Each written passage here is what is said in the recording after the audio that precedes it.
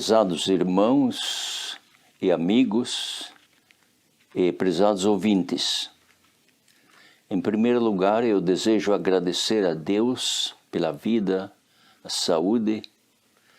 Agradeço também pelo plano da salvação em Jesus Cristo, pelo grande sacrifício feito por nós para a nossa salvação.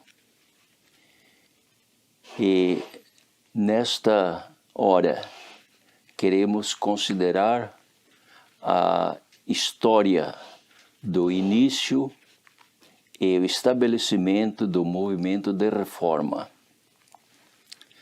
Porém, antes de entrarmos nessa parte, desejo mencionar algumas coisas concernentes à Igreja Adventista nos seus primórdios. Os Adventistas do sétimo dia, tendo base profética em Daniel 8,14, tiveram sua origem no ano de 1844. Mais tarde, isto é, em 1860, eles se associaram como igreja quando escolheram seu nome e se comprometeram a guardar os mandamentos de Deus e a fé de Jesus. Eis aí o seu compromisso. Leio do livro O Grande Movimento Adventista, página 58. Nós, os signatários abaixo, mediante este nos associamos como igreja, adotando o nome de Adventistas do sétimo dia, prometendo guardar os mandamentos de Deus e a fé de Jesus Cristo. Desde 1844 se passaram muitos anos, isto é, 16 anos, até que eles tiveram a primeira organização local. 3 anos mais tarde, em 1863, os adventistas se organizaram como Conferência Geral. Naquele tempo, era o tempo da Guerra Civil, que começou em 1861 até 1865.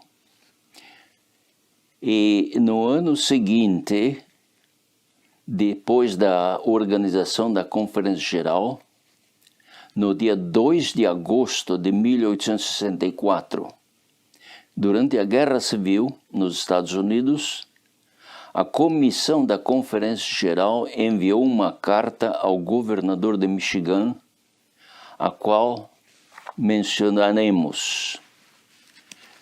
Essa carta está escrita neste livro aqui, chamado Seventh-day Adventists in Time of War. Quer dizer, os Adventistas do sétimo dia em tempo de guerra. Foi escrito pelo ancião Francis McClellan Wilcox. E ele era um dos membros da comissão da Conferência Geral. Vou ler o que se encontra à página 58 deste livro. Os abaixo assinados, que compõem a comissão executiva da Conferência Geral dos Adventistas do sétimo dia, submetem respeitosamente à consideração de Vossa Excelência a seguinte declaração. A denominação dos cristãos chamados Adventistas do sétimo dia, tendo a Bíblia como sua regra de fé e prática, são unânimes de opinião que seus ensinos contrastam com o espírito e prática de guerra. São, pois, por motivo de consciência, contra o porte de armas. Se existe alguma parte da Bíblia que nós, como povo, acentuamos mais do que qualquer outro ponto de nossa crença, esta é a lei dos 10 mandamentos, a qual consideramos como a mais suprema lei e aceitamos cada preceito da mesma, literal e absolutamente. o quarto mandamento desta exige cessação de qualquer trabalho no 7º dia da semana. O sexto proíbe tirar a vida. Segundo nossa opinião, nenhum desses mandamentos pode ser observado no serviço militar. Nossa prática uniforme está intimamente ligada a estes princípios. Por isso, nosso povo não se sentiu em liberdade de alistar-se no serviço militar. Em nenhuma de nossas publicações temos animado o costume do porte de armas. E, em caso de mobilização, em vez de violar nossos princípios, temos preferido pagar usura, prestar algum auxílio ou pagar $300 em moeda. E enquanto essa provisão tinha aplicação universal, não achamos que qualquer expressão dos nossos sentimentos fosse necessária. Ademais, representamos que os adventistas do 7º dia são rigidamente contra a escravatura, leal ao governo e simpatiza com ele contra a rebelião. Porém, como não temos tido uma longa existência como um povo distinto, e nossa organização foi recentemente aperfeiçoada, nossos sentimentos não são extensivamente conhecidos.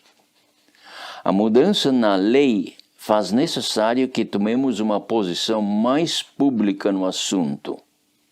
Por esta razão, apresentamos perante a Vossa Excelência os sentimentos dos adventistas do 7º dia como uma corporação em relação ao porte de armas, confiando que, sem hesitação, endossará nosso pedido que, como um povo, estejamos sob a intenção da última ação do Congresso concernente àqueles que conscienciosamente se opõem ao porte de armas e que desfrutem os benefícios da dita lei. Assinam John Byington, que era o presidente, J.N. Loughborough e G.O.W. Amadon, membros da Comissão Executiva dos Adventistas do 7º dia. Mais tarde, no dia 17 de maio de 1865, foi feita a seguinte declaração na terceira sessão anual da Conferência Geral dos Adventistas do 7º dia. E isto está registrado no mesmo livro, Adventistas do 7º dia em tempo de guerra, a página 24. Eu leio: resolvemos reconhecer o governo civil como ordenado por Deus, para que a ordem, a justiça e a paz sejam mantidas no país e para que o povo de Deus possa viver uma vida tranquila e pacífica em toda a piedade e honestidade. Em harmonia com este fato, reconhecemos a justiça de rendermos tributo, imposto, honra e reverência ao poder civil, conforme prescrito no Novo Testamento. Ao passo que damos alegremente a César as coisas que as Escrituras mostram serem dele, somos obrigados a abster-nos de qualquer participação em atos de guerra e derramamento de sangue, por serem incoerentes com os deveres que nos são ordenados pelo nosso Divino Mestre. Resolvemos que esta conferência solicite à Comissão Executiva da Conferência Geral que prepare um artigo para publicação mostrando nosso ponto de vista do ensino das Escrituras sobre o assunto da guerra. se encontra a página 24 do livro Adventista do Sétimo Dia em Tempo de Guerra.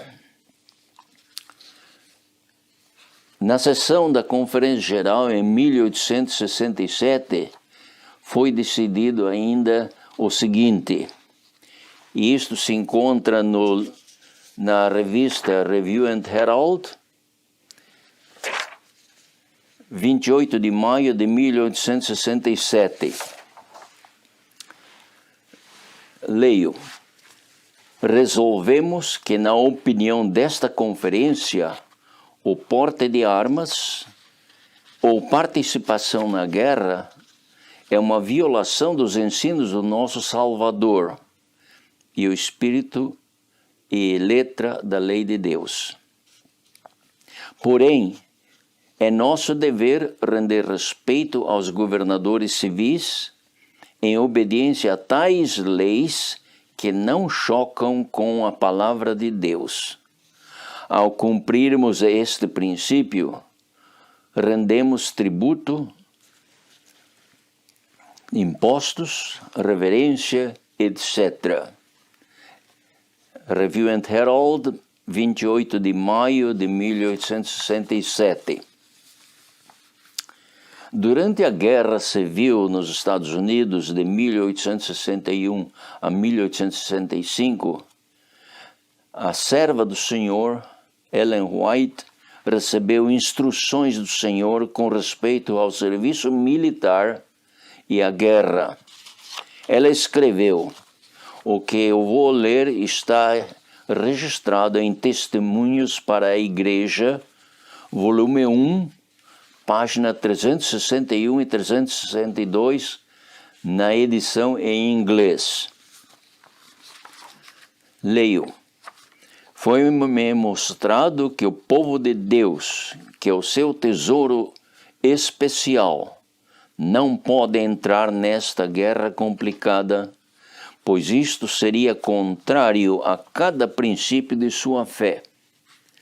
No exército, os homens não podem a um tempo obedecer à sua fé e às ordens dos seus superiores. Isto seria uma contínua tortura de consciência. Os homens do mundo são governados por princípios mundanos. Não podem compreender outros princípios. A política dos homens e a opinião pública contém as leis da ação pelas quais são guiados e induzidos a praticar a forma de retidão. Mas o povo de Deus não pode ser governado por esses motivos. As palavras e mandamentos escritos na alma são espírito e vida, e há neles poder para levar o homem à submissão e o constranger à obediência. Os 10 mandamentos de Jeová são o fundamento de todas as leis justas e boas. Mas, se as exigências dos governadores entram em conflito com as leis de Deus, a única questão a ser resolvida é esta: devemos obedecer a Deus ou aos homens? Durante a Guerra Civil nos Estados Unidos, houve alguns que decidiram tomar parte na guerra. E eu leio deste livro chamado Light Bearers to the Remnant, quer dizer, portadores da luz para o remanescente. Este é um livro que foi publicado para o Departamento de Educação da Conferência Geral dos Adventistas do Sétimo Dia, pelo ancião R.W. Schwartz. E na página 101, ele diz o seguinte: